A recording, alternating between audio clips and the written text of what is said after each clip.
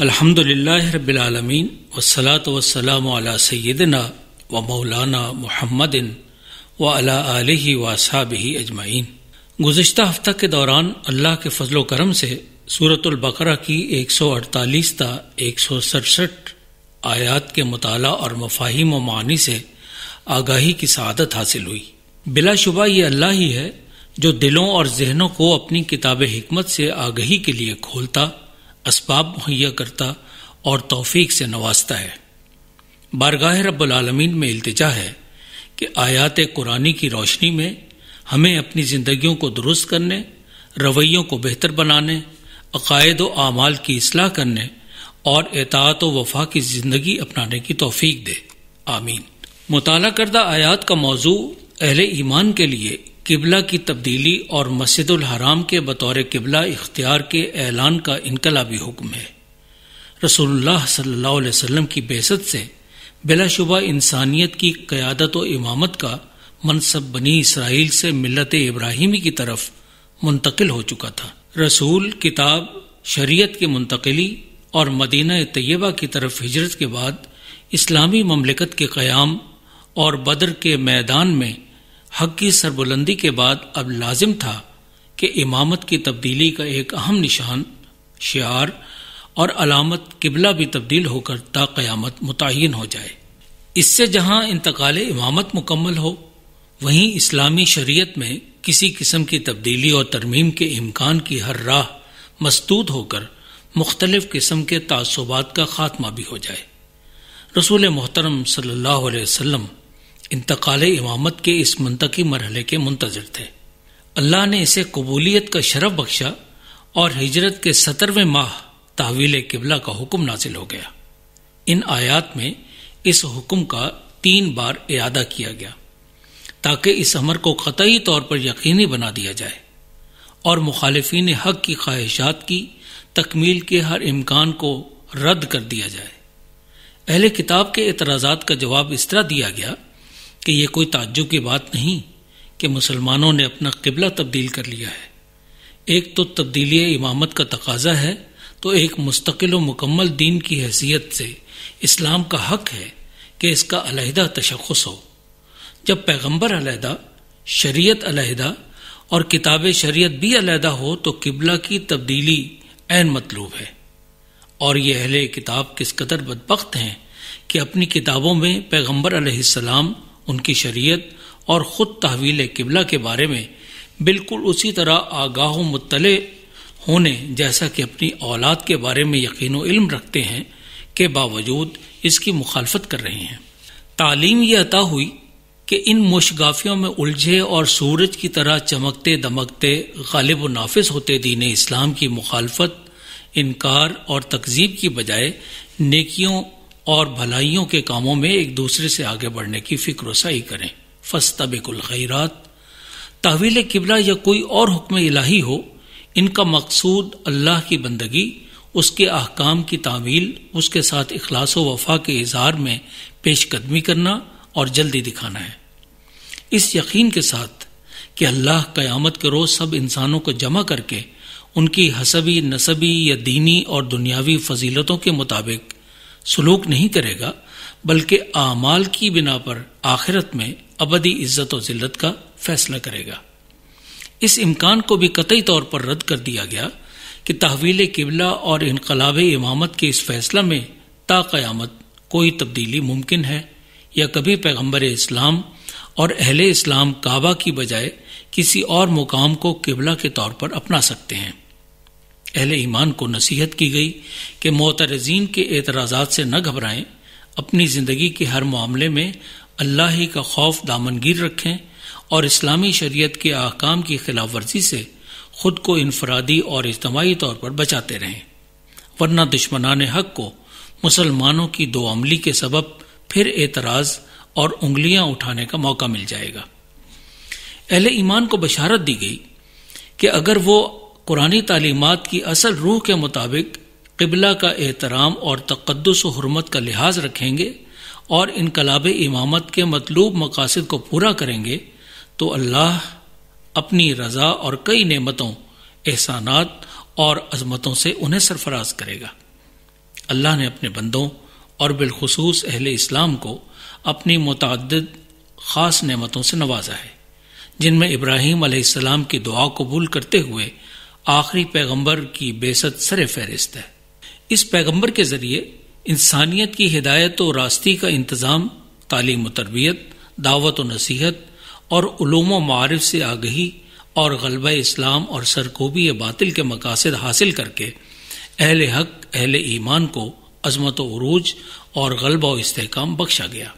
اللہ کی ان ساری نعمتوں کا جو بحیثیت ملت اور فرد امت محمدیہ پر کی گئیں کا تقاضا ہے کہ بندگان خدا زندگی کے ہر معاملے، ہر مرحلے اور ہر پہلو میں اللہ ہی کا ذکر ملحوظ رکھیں۔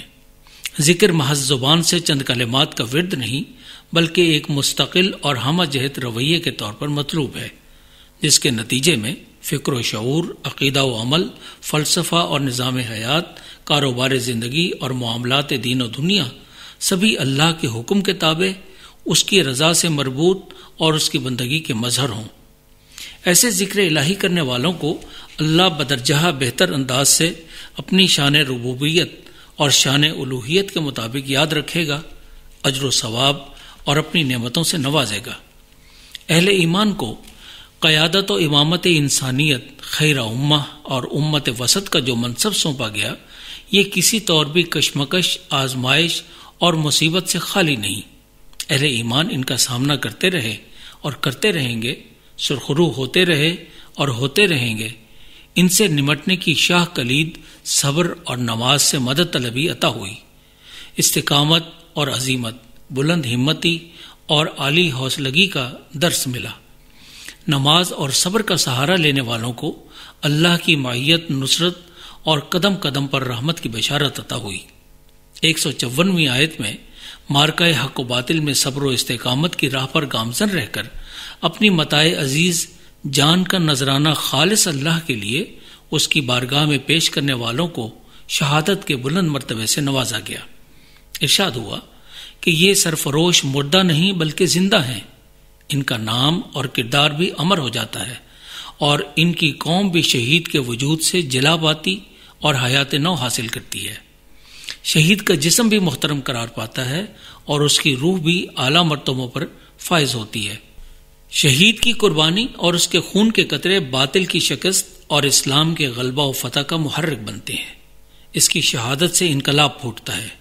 اس لیے شہید کے مرتبہ و مقام کا لحاظ کرتے ہوئے اہل ایمان موت کا پوری دلیری، جرت اور استقامت کے ساتھ مقابلہ کریں۔ راہ حق کی یہ آزمائش اگرچہ کڑی مگر بے حد محترم اور لائق رشک ہے۔ 155ویں آیت کا موضوع اہل ایمان کی مختلف النوع آزمائشیں ہیں۔ اہل ایمان کے لیے دنیا آخرت کی کھیتی اور دارالامتحان ہے۔ یہاں بویا ہوا ہی آخرت میں کاٹا جا سکے گا۔ امتحان کی اس زندگی میں انہیں خوف، بھوک، جانوں، مالوں اور پھلوں یعنی اسباب عیش سے محرومی سے بھی سابقہ پیش آ سکتا ہے۔ بندہ مومن پر لازم ہے کہ آزمائش کے ہر لمحے میں اپنے رب سے رجوع، اس سے رابطہ، اس کی بندگی، اس سے وفاداری، اس سے نصرت طلبی، اسی سے دستگیری کا رویہ اختیار کرے۔ اسی کے طفیل وہ ان آزمائشوں میں پھسلنے، بھٹکنے یا راہ کھوٹی کرنے سے محفوظ رہے گا۔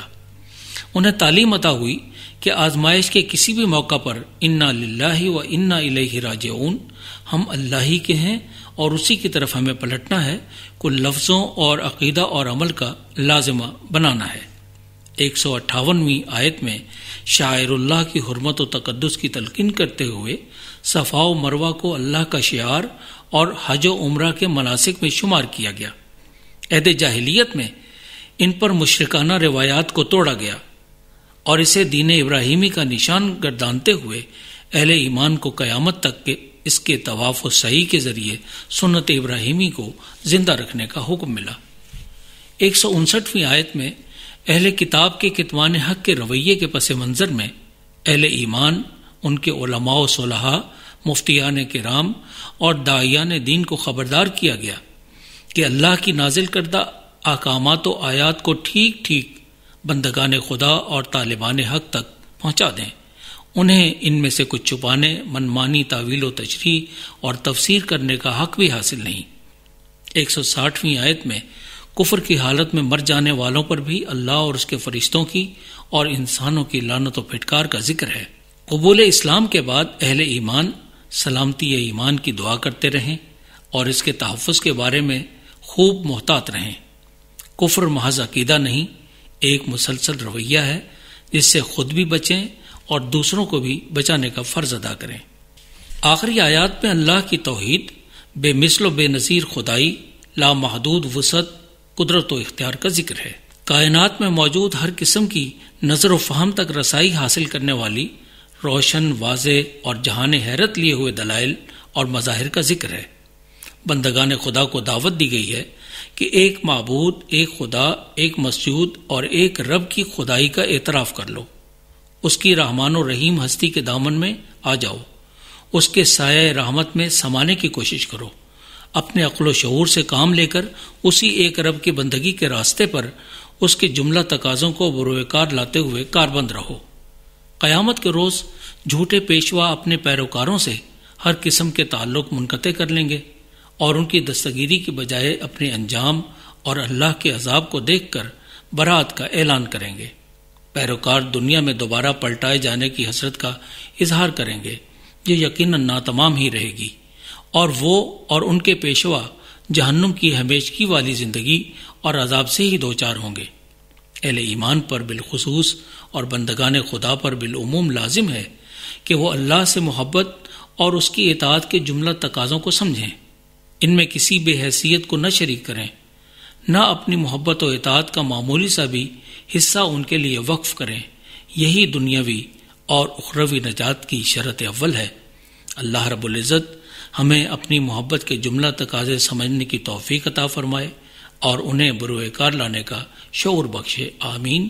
وصلی اللہ تعالی علی خیر خلقہ محمد و آلہ و صحبہ اجمعین۔ This program is the sole property of Central Productions, Pakistan Broadcasting Corporation, Islamabad. Piracy in this regard is illegal.